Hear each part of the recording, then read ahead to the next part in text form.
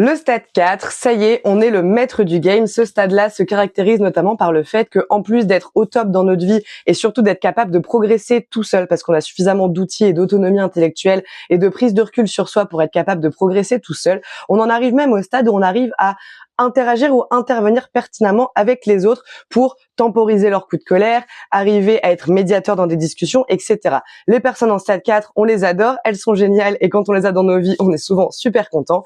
Néanmoins, si vous êtes en stade 4 et que vous vous dites que c'est top et que vous avez envie d'accompagner des gens pour vous rejoindre dans cet état de béatitude infinie, c'est génial et merci à vous d'avoir cette démarche-là d'aide envers l'humanité. Néanmoins, ne vous surestimez pas et faites une formation pour être sûr d'accompagner comme il faut les gens. Et oui, parce que je ne le dirai jamais assez, savoir faire quelque chose soi-même et arriver à amener des gens à faire la même chose, ça n'est pas pareil. Et l'accompagnement, qu'il soit du coaching ou de la thérapie, ça n'est pas juste expliquer aux gens ce qu'ils doivent faire, c'est arriver à comprendre pourquoi est-ce qu'ils n'y arrivent pas eux et développer des méthodes qui leur correspondent. Et pour ça, l'idéal, c'est d'avoir une formation qui va vous donner des outils pour arriver à accompagner correctement.